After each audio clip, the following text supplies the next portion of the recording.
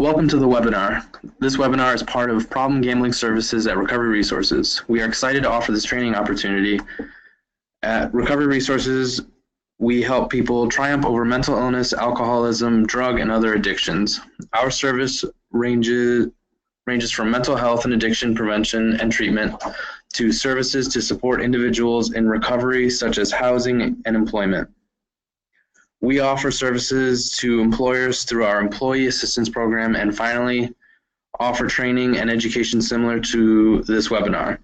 To learn about further trainings, visit our Training Institute website on www.recres.org/education.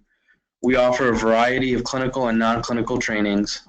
As a reminder, to receive CEUs for this training, keep the webinar open on your screen and engage in the polls. Also, after the webinar, you will receive an email with the webinar evaluation. Please complete it. During the webinar, you can raise your hand using your participants' controls or submit questions through the chat function. I will monitor these during the webinar.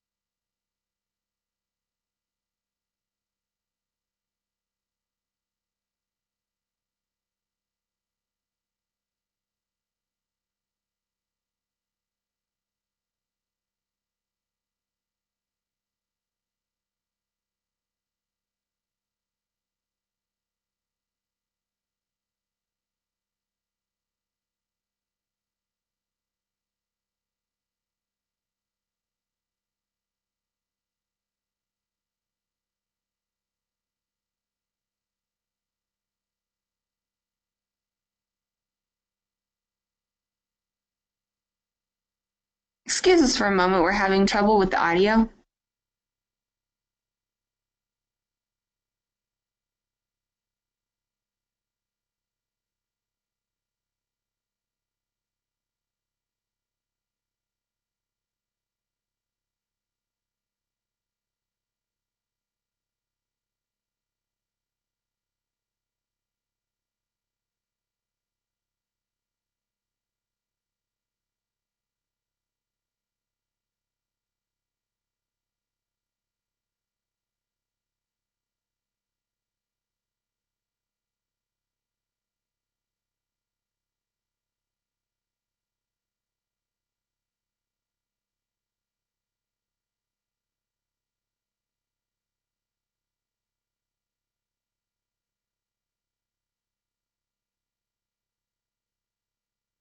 Be able to touch on problem gambling as well and how to go about having that conversation effectively. So we're going to get right into a poll question. We just want to gauge who we have on the webinar, because it looks like we have a number of attendees today. So just want to see how many of you have participated in some sort of gambling awareness or education training. So this could be going to a conference, being on another webinar, being in some sort of gambling related training. So we'll give you a minute to punch that in there.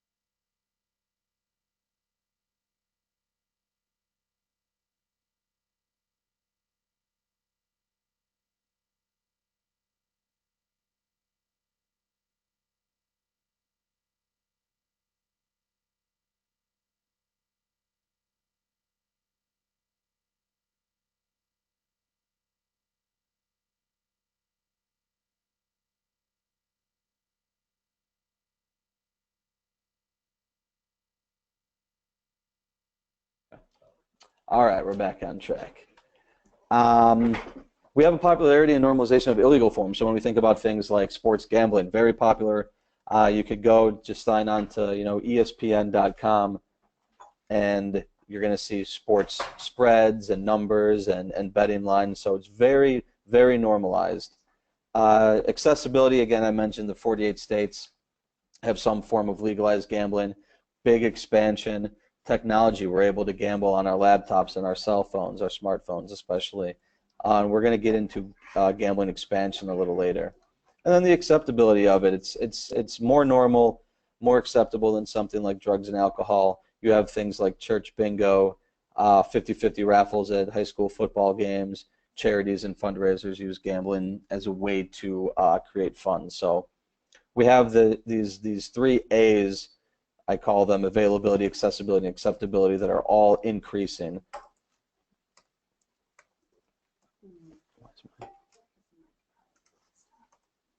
Here's just a quick little look at casino availability. In 1980, we had to go pretty far to Atlantic City and very far to Vegas. When the casinos were voted on, I think it was 2009, we had Pittsburgh, Erie, PA, Windsor, Detroit. We didn't have to go as far. And now this is what our landscape looks like now. We have 4 casinos, which are the stars, in Cleveland, Columbus, Toledo, and Cincinnati. And then we have these 7 what we call racinos. So these are horse racing tracks that also have slot machines. So no table games, but slot machines. And they're called video lottery terminals, and that's just due to the regulation. But they're played pretty much like a slot machine. So we have 11 casino-style venues in Ohio now. So a pretty big and quick expansion of casino-style gambling in this state. So what is gambling? Gambling is risking something of value on an event that is determined mostly by chance, or another definition from the DSM, risking something of value in the hopes of obtaining something of greater value. Why I like these 2 definitions: they both mention risk. They both mention value as opposed to money, because there's other things we can gamble, right? We can gamble jewelry, we can gamble cigarettes, we can gamble anything of value to us.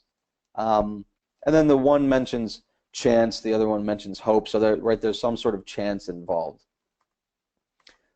All sorts of types of gambling activities, anything from, we've mentioned a lot of these already, some we didn't mention, dice games, running numbers, stock market speculation, fantasy sports, which have been very big in recent years, internet cafes. These are those types of kind of miniature casinos that pop up. These typically pop up more in rural areas. So problem gambling. Gambling is a problem when it disrupts or damages your mental or physical health, your work, school, or other activities, your relationships, your finances, and even issues to your reputation and spiritual health. One thing to note is that frequency or amount spent does not determine if we have a gambling problem. So how often or how much I gamble doesn't necessarily mean that I have a problem with gambling. I have a problem with gambling when these aspects of my life are disturbed, are being damaged, especially the finances, especially the relationships. Those are the big ones where we see a lot of consequences. So development. Gambling used to be classified in the DSM-4 as pathological gambling. It was an impulse-controlled disorder, like pyromania, kleptomania, so it was a compulsion. Now in the DSM-5, it's labeled as gambling disorder in the classification of substance-related and addictive disorders, so it is the only behavioral addiction. It can be categorized as mild, moderate, or severe, and we'll talk about the criteria for those. So why change? Why change from an impulse control disorder to a substance-related and addictive disorder? Well, the main reason for the change is recent reward center research. We found out that gambling affects the same parts of the brain as does something like alcohol, as does something like cocaine. So very similar pathways. There are cravings, there are highs. There is a hereditary nature. We also treat it the same, so very similar treatment to substance use disorders. So there's going to be cognitive behavioral therapy, motivational interviewing, and 12-step programs like GA and Gam-Anon. So there's a number of reasons why problem gambling and gambling disorder made the switch to being classified as an addiction. Here's the criteria. There's 9 criteria, and you would need to present these within a 12-month period. Often preoccupied with gambling, so thinking about gambling often, talking about it. This is like, you know, when am I going to make my next bet? Where am I going to get money to place that bet? What lie am I going to tell to get out of work early? What lie am I going to tell to come home late? So planning and preparation for gambling. Needing to gamble with increasing amounts of money, so gamblers develop a tolerance. They need to gamble with more amounts of money and more often.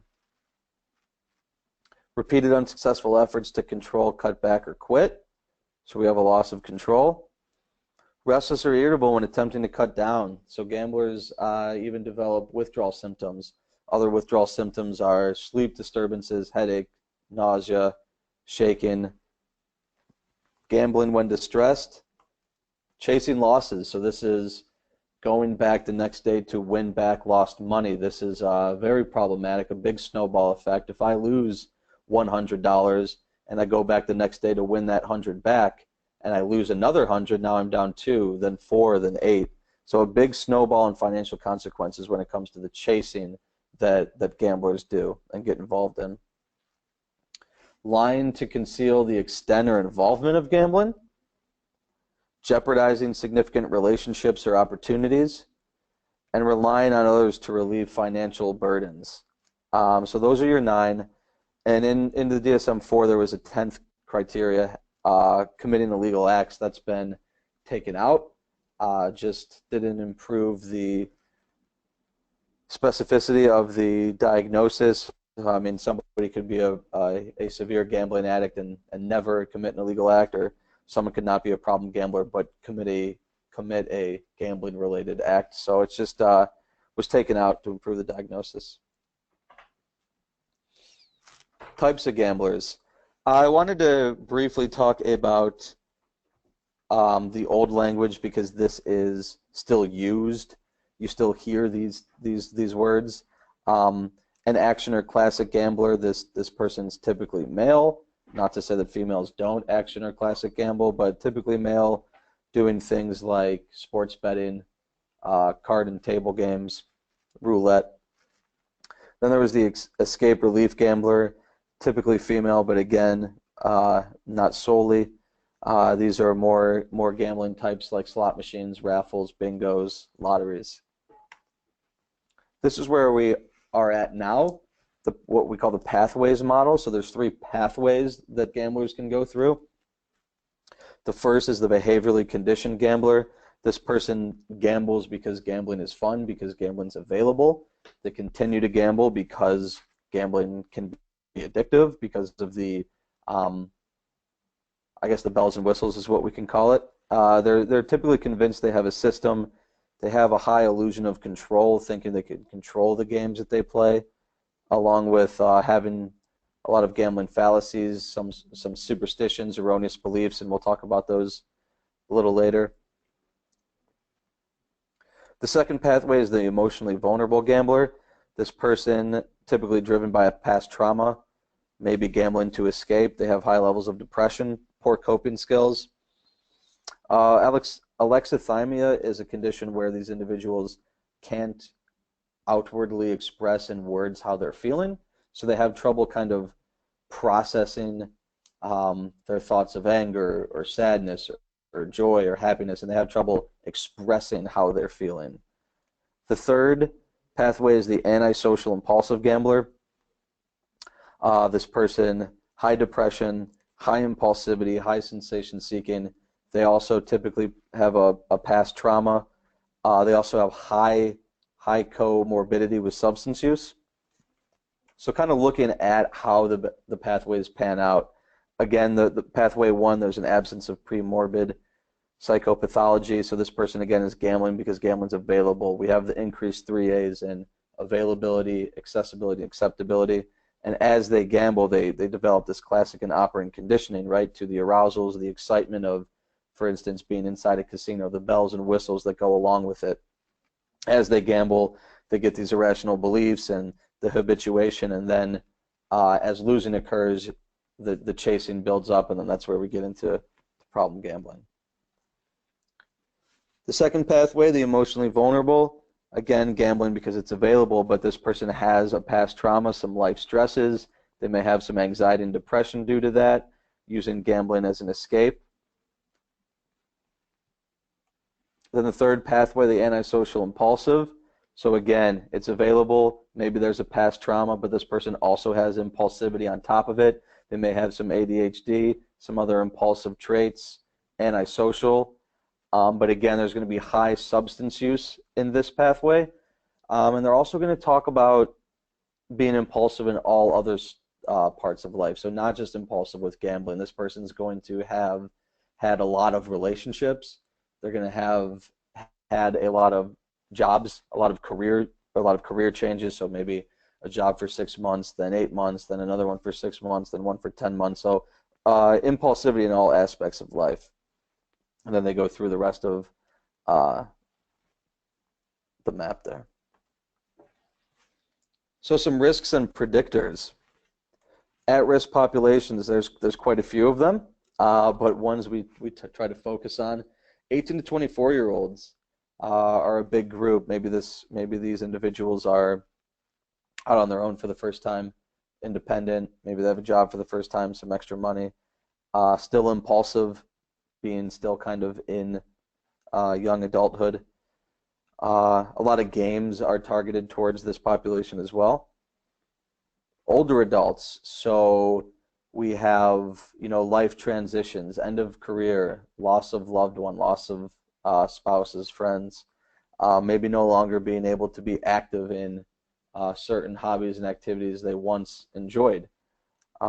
Using gambling as an escape. And again, this group has a lot of gambling advertised specifically towards them as well. Males, veterans, athletes, someone with a family history of gambling, but also a history or co-occurrence with alcohol, tobacco, and other drugs.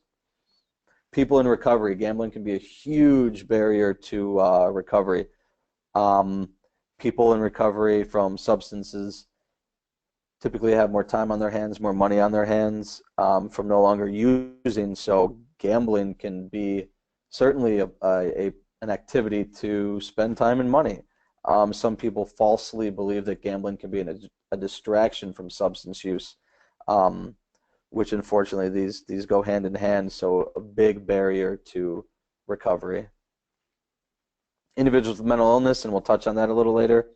Then also Parkinson's disease and restless leg syndrome. This is an interesting group.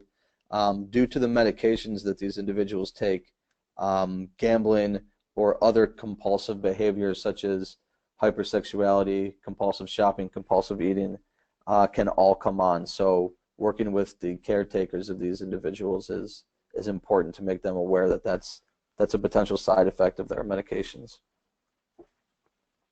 Some warning signs. Spending more money than intended or spending more time than intended when you go gambling, hiding bills, pawning or selling personal items, lying about where you were, or maybe lying about frequency or amount spent, so trying to hide your involvement, exaggerating wins and understating losses. Again, preoccupation, so not able to stop talking or thinking about gambling.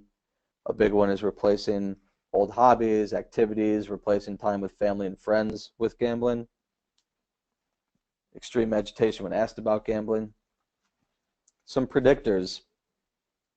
An early big win is typically considered the biggest predictor of a future problem. So if an individual wins a substantial amount of money for them, one of their first times gambling, this could be a very strong and powerful influence to continue to gamble. So whether it's a false sense of luck or a false sense of skill or power over the game can keep us gambling, but also typically just, chasing that high, chasing the feeling of that first big win can be very powerful. Electronic gaming machines, EGMs, as opposed to table games, are thought to be maybe a little more addictive by the way they're played because they're played quicker. Availability of opportunities, so location, geography is going to be a predictor. Community or cultural acceptance and attitudes towards gambling. If we live in a community, if we live in a culture where gambling is normalized, where it's done at family functions, it's done at school, it's played out in the open. Not that there's something that's wrong with that, but a high acceptance of gambling as being normalized can be a potential risk factor. AOD use, and then gambling fallacies. So these superstitions or beliefs that we have around gambling can be a big predictor. And I think we're going there now. So the psychology of gambling. What are these mechanisms that not only get us to gamble, but keep us gambling once we're experiencing some consequences? So the social mechanisms. In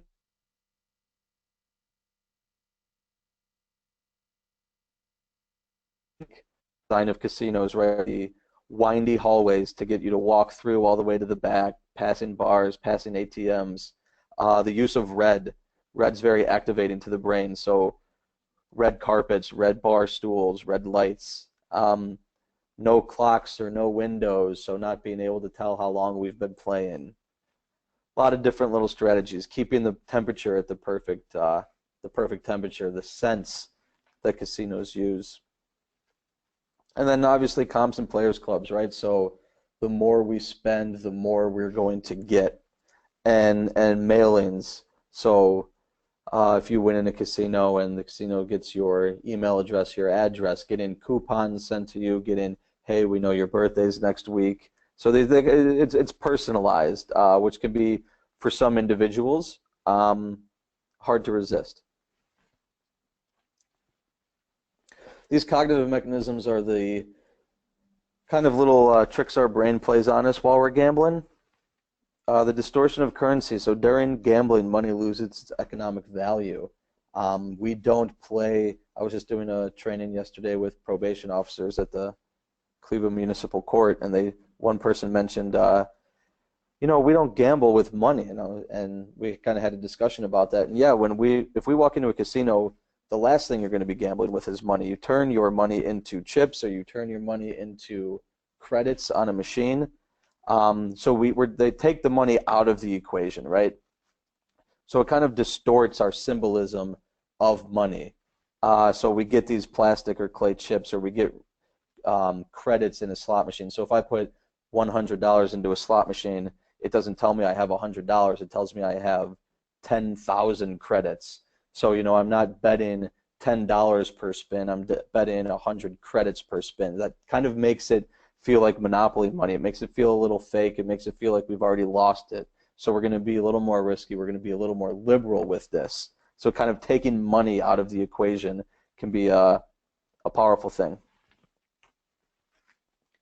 The gambler's fallacy is the mistaken assumption that the odds of an action with a fixed probability increase or decrease due to recent occurrences. So what this definition means, right? We mistakenly assume that the odds change due to what has happened before, when those odds don't change. So if a flip of a coin is always 1-to-1, if it's always 50-50, and I flip a coin 4 times in a row and it's heads 4 times in a row, that's going to change my assumption of what the odds of the 5th flip are. Now that 5th flip is still 50-50. The coin doesn't know that it's hit heads 4 times in a row, but I may change what I think the probability of a heads or a tails is going to be.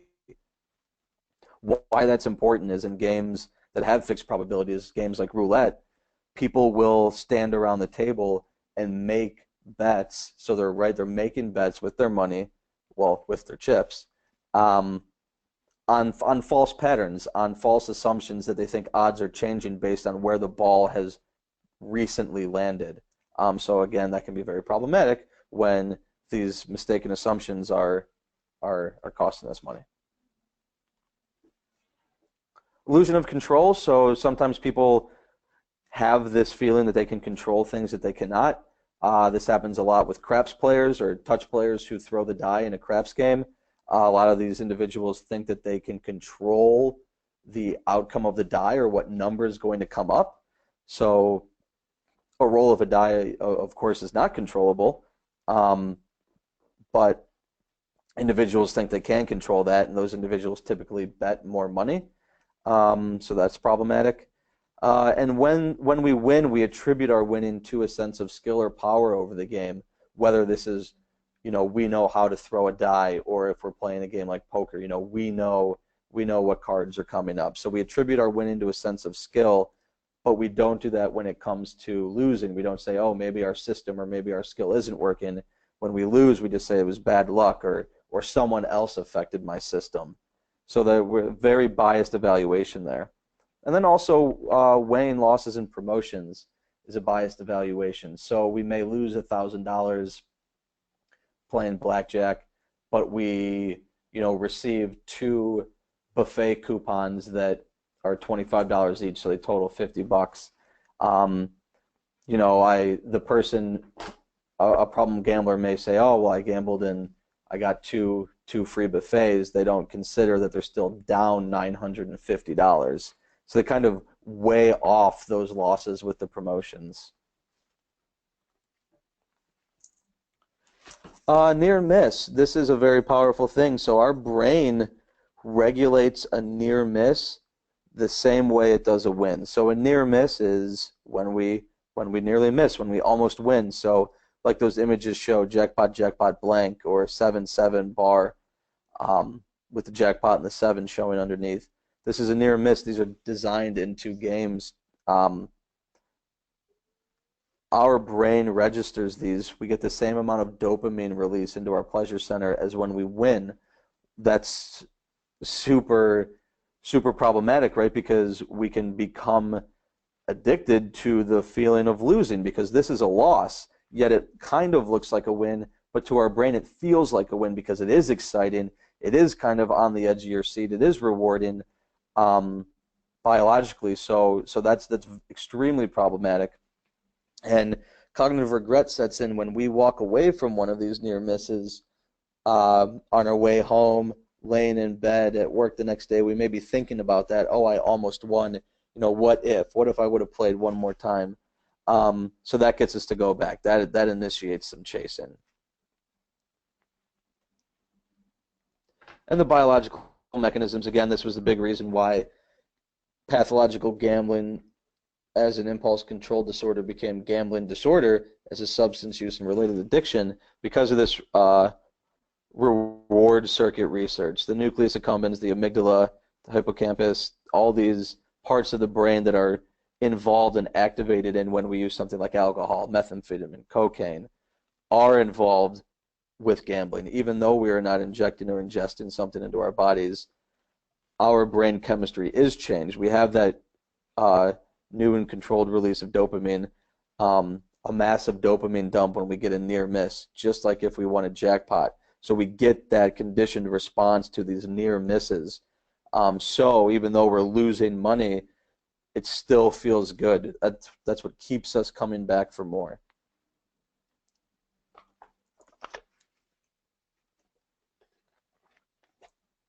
The impact and scope of problem gambling.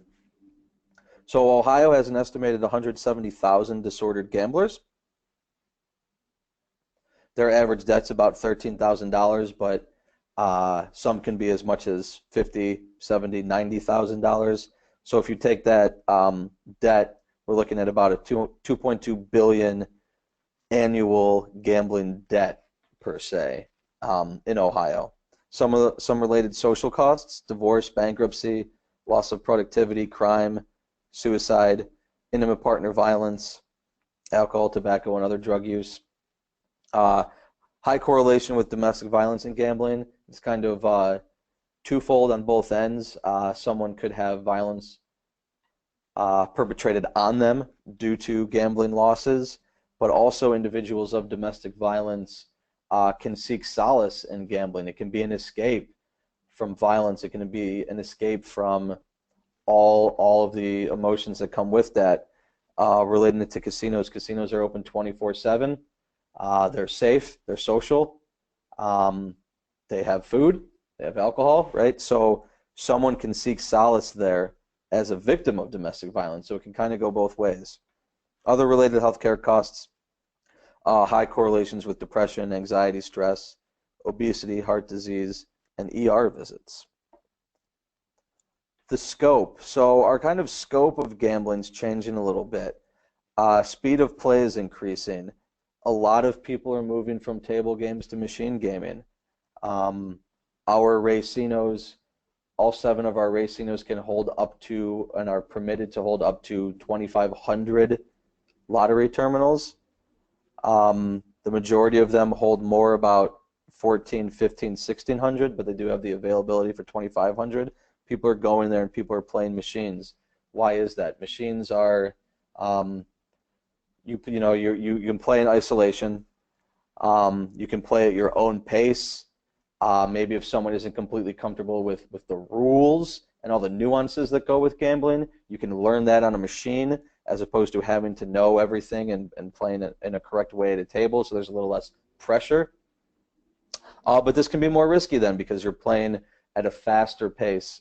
Constant betting with daily fantasy sports have changed as well. We know that. I think people have, I don't think anyone has not seen a daily fantasy sport ad about how you can constantly play, so we call it continuous gaming productivity. Why have someone place a bet in September at the beginning of the football season and not have it get paid out until the end of the football season in February when you can bet constantly with daily fantasy sports? So we've changed that. We have an increase in gambling availability, and then a big thing that Ohio is looking at right now is the Pennsylvania gambling expansion. There's legislation right now being passed through PA to do a huge gambling expansion.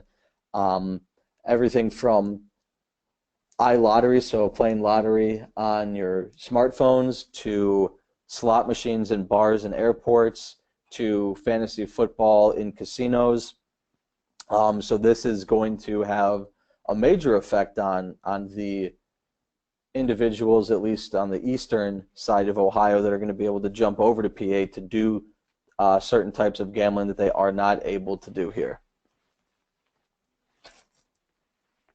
Looking at some numbers, of problem gamblers, about 70% commit illegal acts, 20% file for bankruptcy, 39% have suicide ideation, 20% will get divorced, 20% will go ahead and attempt suicide. Problems double within 50 to 60 miles of a new casino, and again, touching on the machine gaming is producing over 80% of casino profit. So again, people playing on the machines, which is a little bit in isolation, which is faster paced, so potentially more problematic. 15% of individuals with a substance use disorder also have a problem with gambling. So when we're speaking with counselors, social workers who may have not treated problem gamblers, we say, well, if you've treated 100 individuals with substance use disorders, you've probably seen about 15 gamblers. It just hasn't come out. So we're trying to, work with a lot of agencies to get better screening and assessment protocols, and hopefully integrating a lot more gambling treatment into everyday practice. Gamblers still have the telltale signs of addiction. Again, preoccupation, loss of control, but again, a gambler does develop tolerance, does develop withdrawal that people may not assume because, again, they're not ingesting or injecting something, but it does change their brain chemistry. It does, they do get afflicted with these things. Some triggers. Gambling has situational triggers, people, places, money, obviously, sporting events, certain ads. Thoughts can be triggers as well. Maybe last time I was in this gas station I won, so I'll buy another lottery ticket here, or what would this hurt? Or maybe, I borrowed money and I can't pay it back, so maybe I'll make one more bet and hopefully I'll win and I'll be able to pay it back. Again, another very big snowball effect. And then moods, anger, depression, loneliness, but other moods like confidence, excitement, those can be moods to get us to gamble. Some other ones, chronic pain, PTSD, and again, I touched on the medication side effects of certain diseases or syndromes can can be triggers to gamble. Some risk factors for cross-addiction.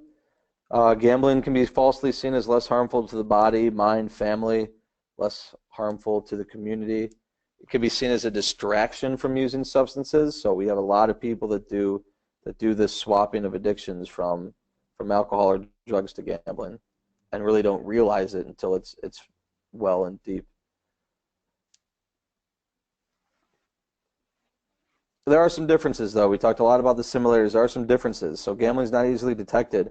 There's no P test. There's no blood test for gambling. There's also no intoxication. It's not self-limiting, so you can't pass out or overdose. You can't, there's only so much alcohol, there's only so much heroin someone can consume in a day. That's not true for gambling, so we can go through all our cash. Kind of as that image shows, we can go through all our cards. We can take out loans, we can borrow, we can steal. There's always money out there to be had, so a gambler can just keep going until it's way too late, when they're very in deep. So the financial aspect is different. We're talking about extreme debt. Suicidality is higher. Social perception, right? Gambling is normalized, is popular, so the social perception is much different. And until now, there have been few management and treatment resources, so people may not know that there's somewhere they can go to get help. Another big difference is that it's the only addiction where the behavior can, though not likely, be the solution. So going back to kind of those thought triggers, I'm in debt, I owe this person money, I stole from work, I need to get that money back before they notice. People do all these things to feed their gambling addiction. So what do? Well, they say, okay, just one more bet, one more day there, I can win it all back, and I can pay my debts, I can put back the money I stole. So a continuation of the problem behavior in hopes of solving that behavior is problematic. Problem gambling and mental health, I'm not going to read this whole thing, but what this basically states is about 5% of the general public suffers with depression, whereas 50 to 70% of problem gamblers do. And gambling and depression can kind of come on in different ways. Maybe the depression is present first, and gambling is a maladaptive coping mechanism. Maybe the gambling occurs first, and depression comes on with the development of lies, broken relationships, other things of that nature. Or maybe depression and gambling arise together as a result of another underlying factor. Gambling can, for individuals with mental illness, it can create socialization, connections, belonging, can relieve loneliness and boredom. It can also be seen as a substitute for employment. So going somewhere and gambling, may produce feelings of usefulness, productivity. I'm not winning money, I'm earning money.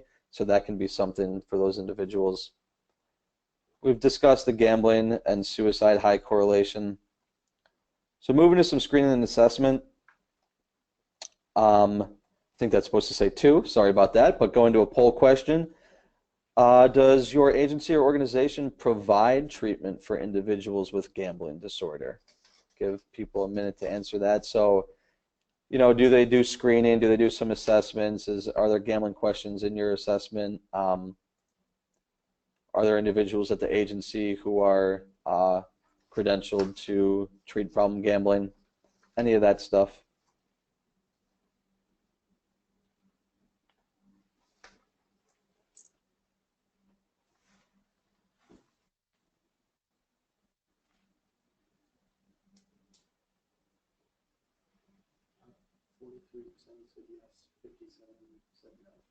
All right, so it looks like we're just about split with a little bit more, 57 saying no, 43 saying yes. Changing a little as more answers come in, but we're about split with agencies providing gambling treatment. How we do it here, and a lot of agencies around Ohio do, use the brief biosocial gambling screen. This is a short 3-question screen that asks about withdrawal, it asks about needing to hide your gambling, and it asks about bailout, so needing someone to provide financial assistance due to gambling losses. If someone answers yes to one of those questions, then they're given the South Oaks gambling screen, which is I think it's 20-something questions. It's a longer assessment. But then there's other ones for adolescents and juveniles. There's a number of screening tools that are out there that you can find. A full assessment would include things such as your initiation into gambling, so what age, your type of gambling, frequency, amount spent, consequences, reasons for gambling, so all this sorts of stuff that would be in a typical assessment. Some treatment. Gambling treatment does take both kind of forms of abstinence and harm reduction. A lot of individuals do use harm reduction.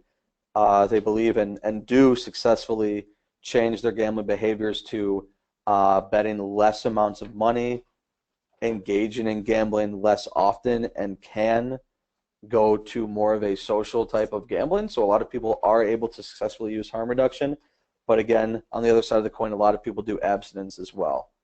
Cognitive behavioral therapy, motivational interviewing, measuring cognitive distortions. So a big part of CBT for gamblers is going to be talking about these erroneous beliefs, these cognitive distortions, that systems work, that I can beat these tricks, that betting a certain way is going to produce more wins, things like that. That has to be confronted in CBT. These individuals and their loved ones are also going to receive financial management, self-help manuals for money management, things like that. I did talk about this. Other CBT though is going to, we're going to need to find new hobbies and activities. Journaling. Some people record messages on their phones to play back when they feel a relapse coming on. Family therapy is going to be big. We do this a lot at Recovery Resources, talking with the loved ones, being able to provide education about gambling disorder, identifying coping skills and support systems. Sometimes it's harder for the loved one of a problem gambler to understand why someone continues to gamble as opposed to drugs or alcohol, because there's a basic knowledge around drugs or alcohol that it changes, the chemistry of the person. That's not as known for gambling, so it can be harder for these individuals, these loved ones, to realize why someone can't stop gambling. So that education component is big. Self-exclusion. So here's another, not part of treatment, but here's another strategy that some people do use. There's over 3,100 individuals on the Ohio Casino Control Commission exclusion list. So this is a self-ban. So it's a trespassing document. People sign this to be not allowed on the property. There are 1-year, 5-year, and lifetime bans. So the lifetime obviously can't be turned over. It's all inclusive if you do it through the casino, so you would be banned from all 4 casinos in the state, but you could go to the individual casinos and ban individually as well. Some do re-enter, so then that you get caught up in a trespassing arrest. The racinos have about 2,000 people on their combined exclusion list. It's a little different though, because it doesn't exclude you from all of the racinos. Those are individual properties, so you have to go to each individual racino to do that. But the good news is that in the next couple months that may be changing, whereas someone could go to a racino and exclude themselves from all 7, which would be very, very helpful and beneficial to a number of people that use this strategy. GA, so this would be recommended for someone who's doing an abstinence approach. A little different than some of the other anonymous groups. Definitely the same in the 12-step approach, but they are typically a little smaller.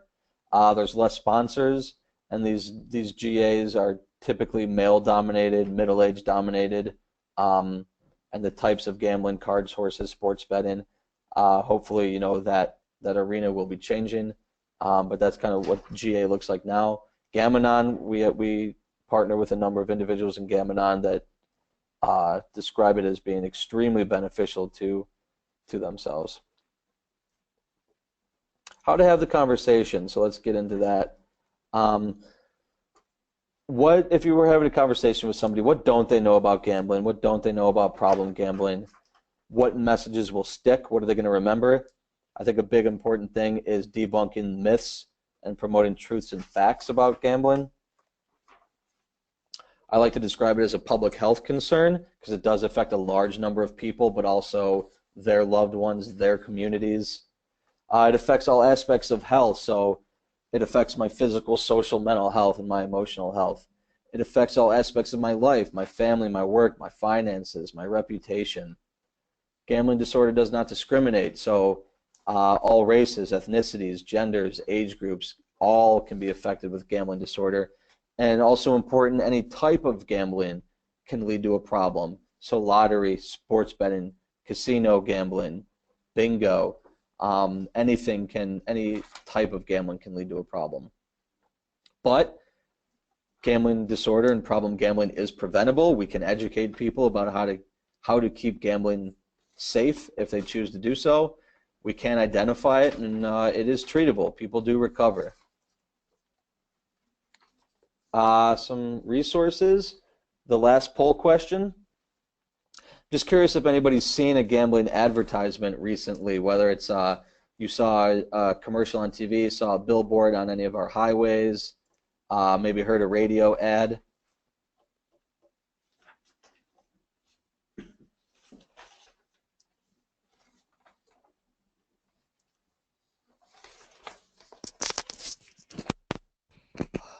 I never want to talk again.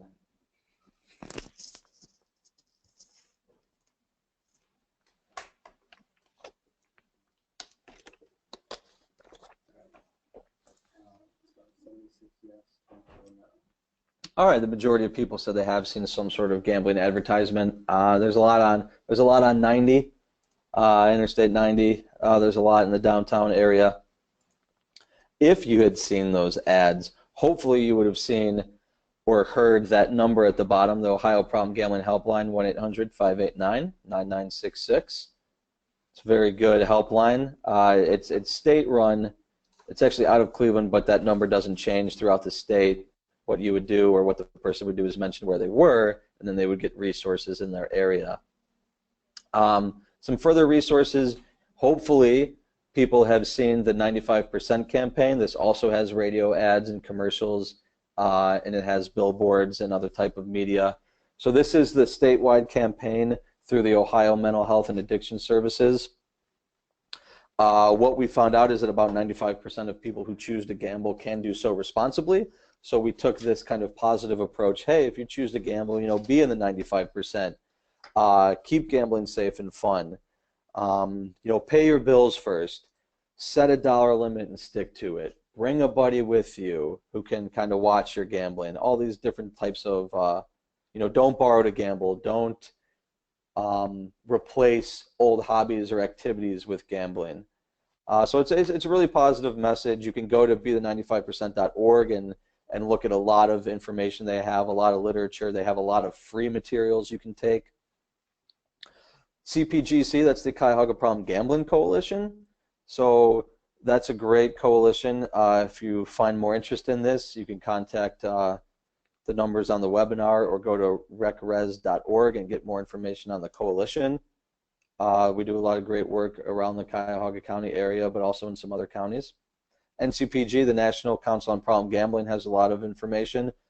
Something to note, the National Conference on Problem Gambling is going to be here in Cleveland in July 2018, so that's a huge thing that we're preparing for and really excited about. McGill University has a lot of really good prevention materials. The Maryland Center of Excellence out of University of Maryland has a lot of good treatment materials, so those are a couple different areas where you're going to be able to find a lot of good resources.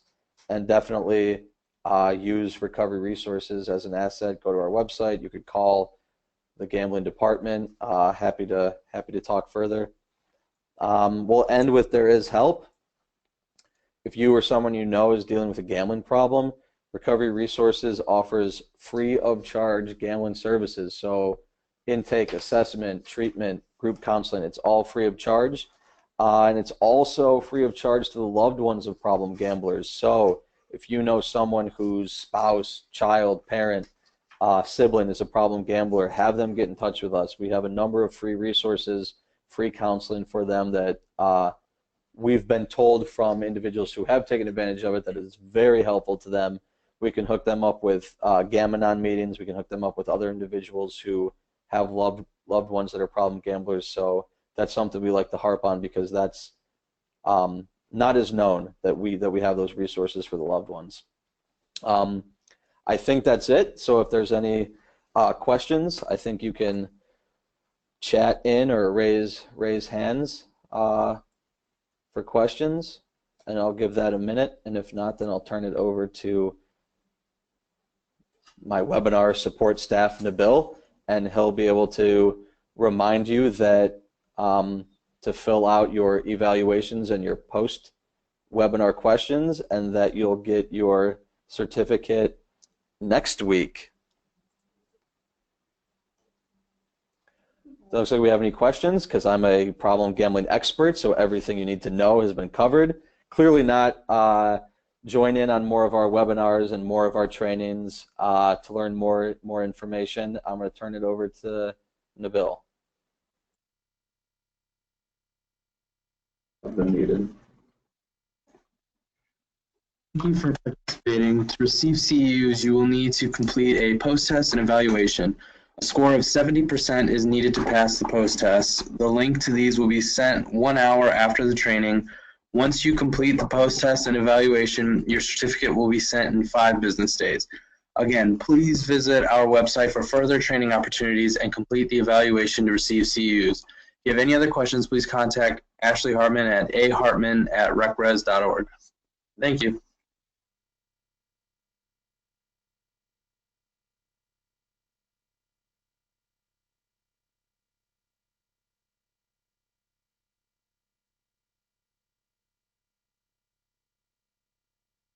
Okay, before we go, we actually had a couple questions come in.